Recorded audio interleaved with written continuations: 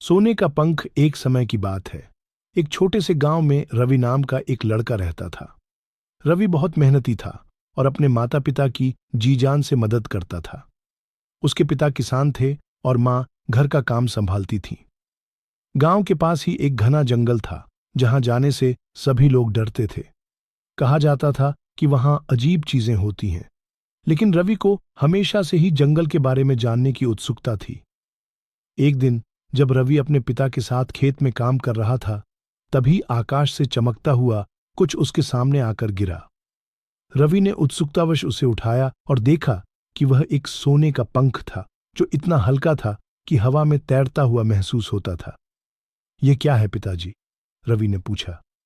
पिताजी ने पंख को देखा और आश्चर्य से बोले, मैंने इस तरह का पंख पहले कभी नहीं देखा। ये जरूर कोई जादुई चीज है। उस रात रवि ने पंख को अपने कमरे में रख दिया।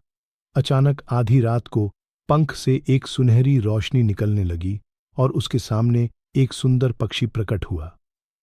मैं सुनहरी पंखों वाला पक्षी हूं, उसने कहा। मेरा एक पंख तुम्हें मिला है। मैं तुम्हें एक वरदान देना चाहता हूं, लेकिन पहले तुम्हें मेरी मदद करनी होगी।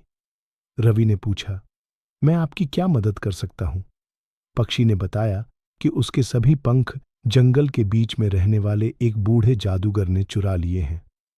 मुझे अपने पंख वापस चाहिए, लेकिन मैं अकेला जादूगर का सामना नहीं कर सकता। रवि साहसी था। उसने पक्षी की मदद करने का फैसला किया और अगले दिन सुबह जंगल की ओर चल पड़ा। जंगल बहुत घना था और पगडंडियां भ्रमित करने वाली थीं, लेकिन सोने के पंख की मदद से, जो अब रास्ता दिखा रहा था, रवि आगे बढ़ता गया।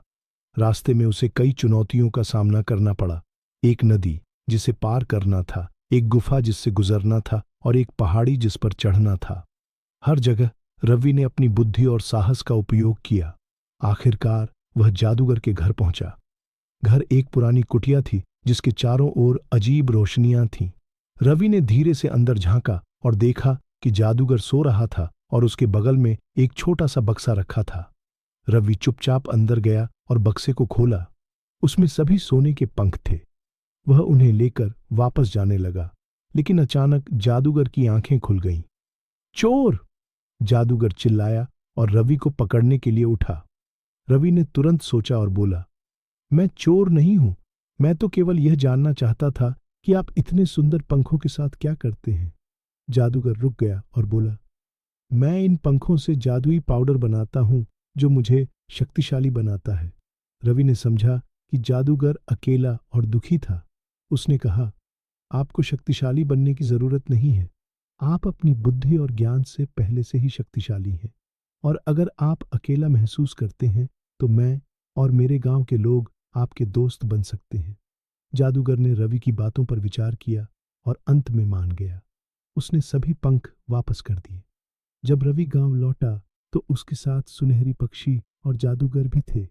गांव वालों ने पहले डर के मारे दूरी बनाई, लेकिन जब उन्होंने देखा कि जादूगर कितना दयालु हो सकता है, तो वे भी उसके दोस्त बन गए।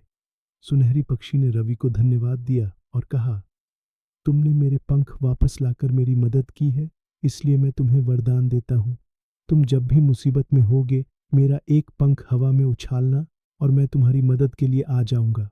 इस तरह रवि की मदद से गांव और जंगल के बीच दोस्ती हो गई। जादूगर ने अपना ज्ञान गांव वालों के साथ बांटा और गांव समृद्ध हो गया। और रवि, वह अपनी बहादुरी और दयालुता के लिए हमेशा याद किया जाता है। लेकिन सबसे महत्वपूर्ण बात यह थी कि रवि ने सबको यह सिखाया कि हम सब में कुछ खास है। हमारी बुद्धि, हमारा साहस, हमारी दयालुता, ये ही हमारे असली सोने के पंख हैं, जो हमें उड़ने की शक्ति देते हैं। और यह कहानी हर बच्चे और बड़े को याद दिलाती है कि सच्ची शक्ति बाहर नहीं, हमारे अंदर होती है।